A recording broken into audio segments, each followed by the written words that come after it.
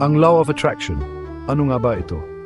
Ang Law of Attraction ay isang makapangyarihang ideya. Sinasabi nito na ang iyong mga iniisip ang lumilihan ng iyong realidad. Ang mga positibong iniisip ay nagdudulot ng mga positibong bagay.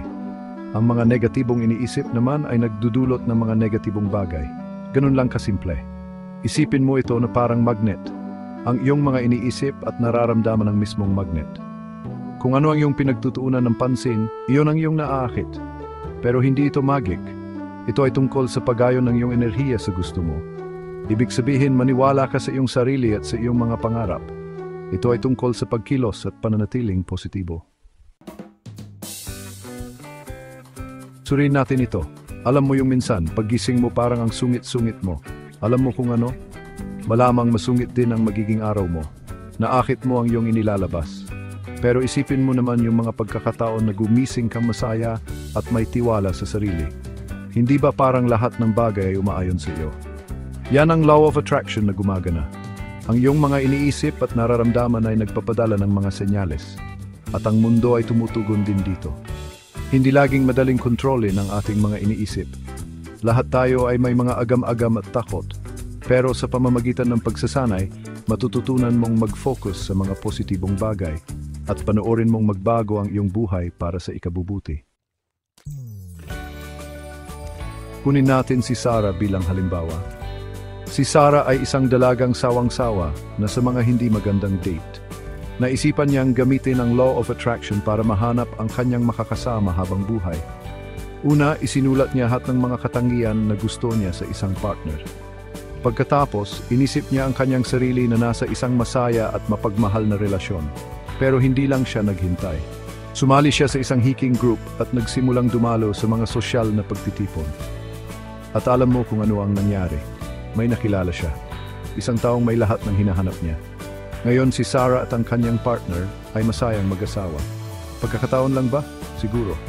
O baka naman ito ay ang Law of Attraction na gumagana. Ang Law of Attraction ay hindi lang para sa pag-ibig. Ito rin ay isang makapangyarihang kasangkapan para sa pag-unlad ng iyong karera.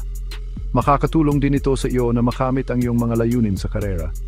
Sa pamamagitan ng positibong pag-iisip, maaari mong baguhin ang iyong pananaw at magtagumpay. Isipin mong natigil ka sa isang trabahong walang patutunguhan. Ang pakiramdam ng pagkabigo ay normal, ngunit hindi ito dapat maging permanente. Nangangarap ka ng isang bagay na mas makabuluhan at mapanghamon.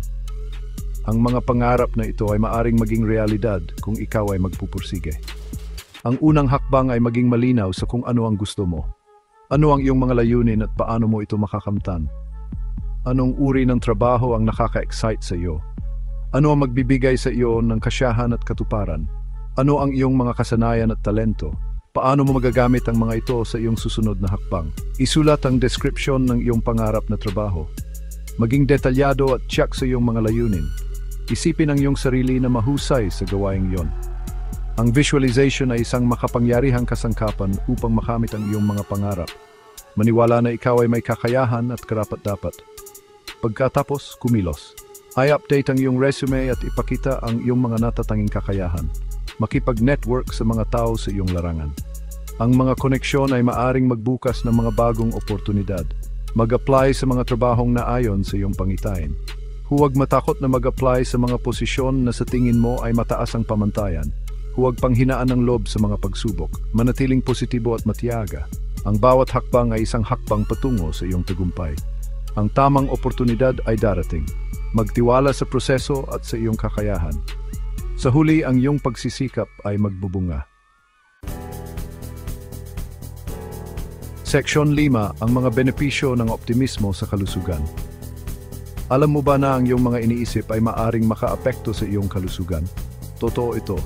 Ipinakita ng mga pag-aaral na ang mga taong may positibong pananaw ay may posibilidad na mabuhay ng mas mahaba at mas malusog. Mas matatag din sila sa pagharap sa stress at sakit. Ngayon, hindi ito nangangahulugan na ang pag-iisip ng positibo ay mahiwagang makakagamot ng mga sakit. Ngunit, maaari nitong palakasin ang iyong immune system at mapabuti ang iyong pangkalahatang kalusugan. Kapag nag-focus ka sa pasasalamat, kagalakan at pagmamahal, lumilikha ka ng positibong vibration sa loob mo. Ang positibong enerhiya na ito ay makakatulong sa iyong gumaling, kapwa sa pisikal at emosyonal. Seksyon 6, magnet ng pera, pag-akit ng yaman at kasaganaan. Ang pag-akit ng yaman at kasaganaan ay hindi lamang tungkol sa pisikal na pera, kundi pati na rin sa enerhiya at mindset na ating pinapalagana. Pera. Ito ay isang paksang madalas na papalibutan ng mga negatibong paniniwala. Maraming tao ang nakakaramdam ng takot o pagkabalisa kapag pinag-uusapan ng pera, lalo na kung sila ay may mga utang o pinansyal na problema. Maari nating isipin na ang pera ang ugat ng lahat ng kasamaan o ang mga mayayaman ay sakim. Ang mga ganitong kaisipan ay nagiging hadlang sa ating kakayahan na maakit ng yaman. Ang negatibong kaisipang ito ay maaring makahadlang sa atin sa pag-akit ng kayamanan. Sa halip, subukan nating palitan ang mga ito ng positibong pananaw at affirmations. Tandaan, ang law of attraction ay tumutugon sa iyong enerhiya. Kung ano ang iyong iniisip at nararamdaman, iyon ang iyong naaakit. Kung gusto mong makaakit ng mas maraming pera, kailangan mong baguhin ang iyong mindset.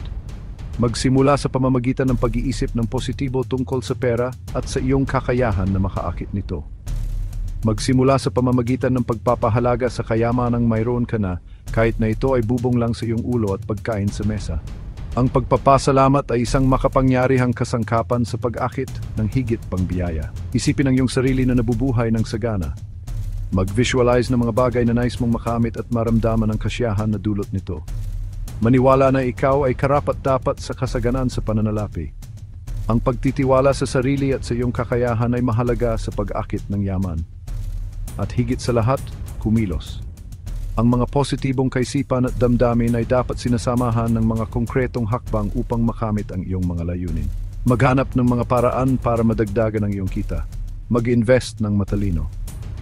Matuto mula sa mga eksperto at tuloy na pagyamanin ang iyong kaalaman sa pinansyal na aspeto. Maging bukas sa mga bagong oportunidad.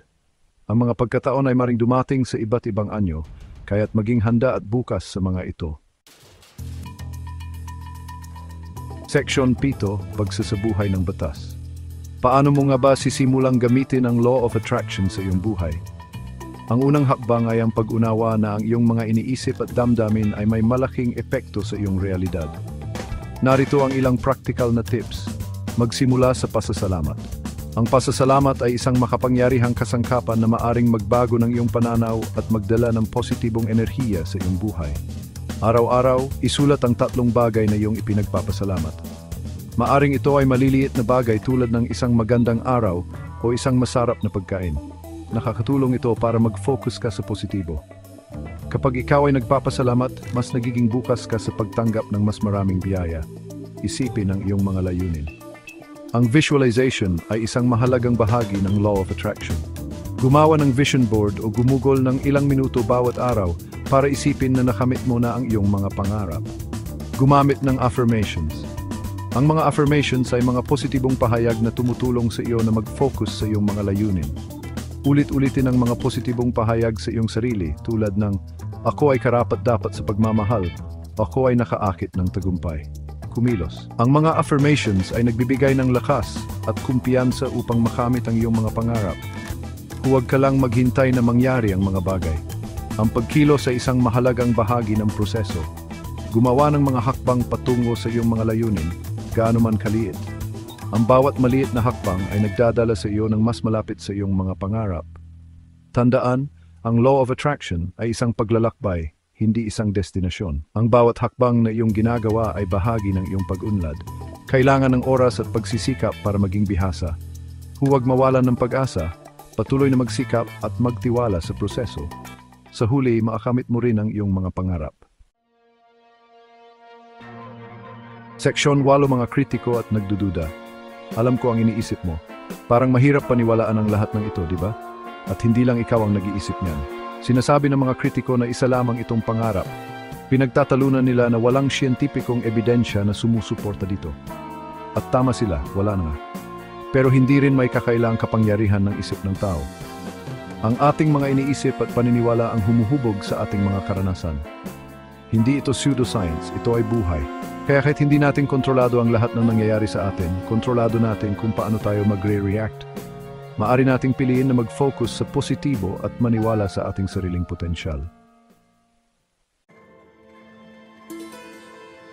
Seksyon siyam, ang kapangyarihan sa loob mo.